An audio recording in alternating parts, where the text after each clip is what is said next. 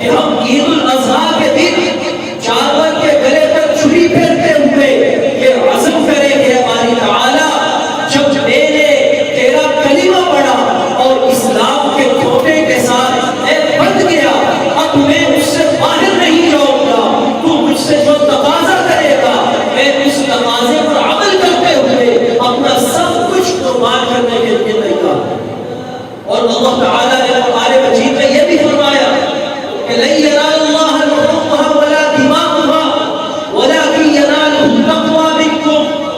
نہ تو اللہ تعالیٰ کے ہاں ہمارے جانوروں کا گوشت پہنچتا ہے نہ ان کا خون پہنچتا ہے، لیکن اللہ رب العزت کے ہاں تمہارے دل کا تقوی پہنچتا ہے،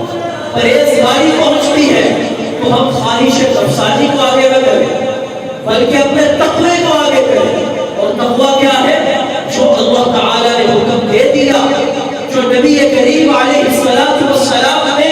ہمیں سمجھا دیا، جس راستے کو ہمیں پکڑا دیا، ہم اسی منزل پر رواں ہو جائیں، اور جتنی بھی ہماری خواہشات نفسانی ہے ہم ان کی قربانی کریں، اور اللہ تعالیٰ کے حکم کے آگے کسی چیز کو خاطر میں لگائے۔ عید الاضحیٰ کے دن جانور کی قربانی کرنے کا فلسفہ، لہذا قربانی کرتے ہوئے سب سے پہلے صدق نیت کا ہونا ضروری ہے۔ اور علماء نے یہ مسئلہ لکھا ہے کہ اگر جانور کے اندر 7 آدمی شریک ہیں، ایک آدمی کی نیت بھی خراب ہو گئی کہ میں گوشت کھانے کے لیے حصہ ڈال رہا ہوں، سب کی قربانی خراب ہو جائے۔ اس لیے جتنے بھی شرکاء ہیں، چاہے بڑے جانور میں اکٹھے ہیں یا چھوٹا جانور اکیلے کر رہے ہیں، سب سے پہلا کام صدق نیت ہو کہ اللہ تعالیٰ کے نام پر سنت ابراہیمی ادا کر رہا ہوں، اور دوسرا تسلیم اور رضا کا ارادہ ہو کہ ہماری تعالیٰ جس طرح آپ نے جانور کے گلے پر چھری پھیرنے کا حکم دیا، آپ کا جب بھی حکم آئے گا میں اپنی خواہشات کو قربان کروں گا، تسلیم اور رضا کا پیکر بنوں گا، حتیٰ کہ اگر سب سے محبوب اور قیمتی چیز اپنی جان کی قربانی اور اپنی اولاد کی قربانی کا سوال ہوا تو میں تیرے نام پر اسے قربان کرنے کے لیے ہر دم تیار رہوں گا۔ یہ ہے تسلیم و رضا اور اخلاص، یہ 2 معاملے سب سے پہلے ذہن میں رکھتے ہیں۔ اور اس کے بعد آپ بڑے شان اور احترام کے ساتھ اللہ تعالیٰ کے راستے میں جانور کی قربانی کریں، بسم اللہ اللہ اکبر پڑھنا یہ ضروری ہے، اور یہی نیت دل میں رکھنا ضروری ہے۔ اللہ رب العزت ہماری یہ قربانیاں جو آپ نماز کے بعد کرنے جا رہے ہیں اسے اپنی بارگاہ میں قبول فرمائے، اور یہ یاد رکھے کہ جو صاحب وسعت ہو کہ اللہ کے راستے میں قربانی کرنے کی اسے گنجائش موجود ہے پھر بھی نہیں کرتا،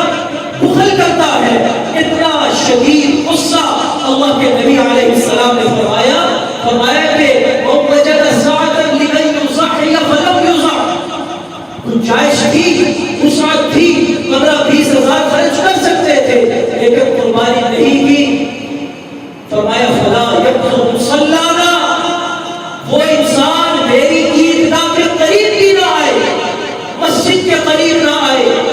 یعنی اللہ تعالیٰ کے ہاں اس کی نحوست اتنی ہے، اور جو کرے گا فرمایا خون کا قطرہ زمین پہ نہیں گرے گا، اللہ رب العزت کے ہاں وہ جانور کی قربانی قبول ہو جائے گی، اور قیامت کے دن وہ جانور اپنے سینگوں کے ساتھ،